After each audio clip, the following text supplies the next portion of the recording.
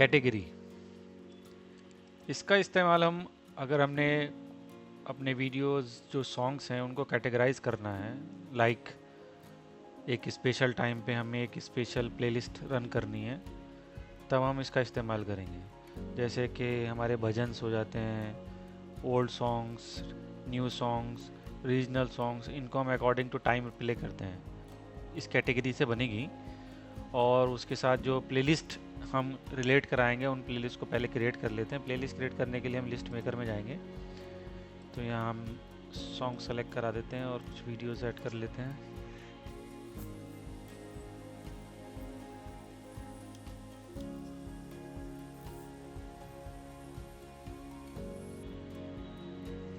तो यहाँ ये हमारी वीडियोस ऐड हो गई हैं, अब इनको हम सेव कर लेते हैं।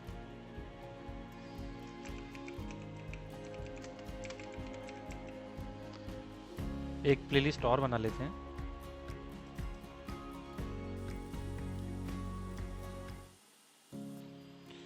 तो यहाँ हमारी वीडियोस ऐड हो गई हैं, यहाँ इसको हम नाम दे देते हैं हिंदी सॉन्ग्स।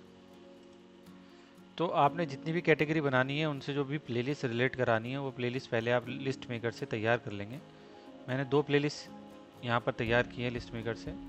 अब इनको किस तरीके से कैटेगराइज कराएंगे, उसके लिए हम जाएंगे चैनल 1 पे और कैटेगरी सेक्शन में यहाँ पर स्टार्ट टाइम है, यानी किस टाइम से हमने वो कैटेगरी स्टार्ट करनी है और किस टाइम तक ख़त्म करनी है।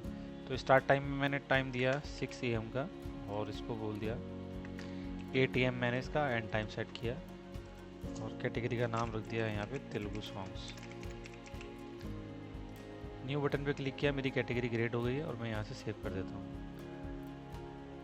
वापस एक कैटेगरी और क्रिएट कर लेता हूँ, 8 to 10 हिंदी सॉन्ग्स।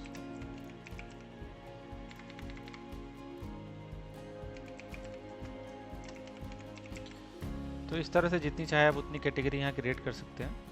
सेव कर लिया। अब तेलुगु सॉन्ग से हम तेलुगु सॉन्ग्स की प्लेलिस्ट रिलेट कराएंगे और हिंदी सॉन्ग से हिंदी सॉन्ग्स की। तो जितनी भी प्लेलिस्ट आपने जो भी कैटेगराइज करनी है वो क्रिएट कर लेंगे और यहाँ पे कैटेगरी क्रिएट करके उनके साथ प्लेलिस्ट रिलेट करा देंगे। यहाँ से सेव करेंगे।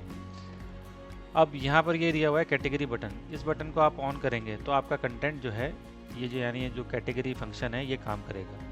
अगर आप इसको डिसेबल कर देंगे तो ये फंक्शन काम नहीं करेगा, आपका प्लेलिस्ट से ही कंटेंट चलता रहेगा लूप में। तो ये ध्यान रखना है, कैटेगरी से अगर कंटेंट चलाना है तो इस बटन को आपको इनेबल रखना है।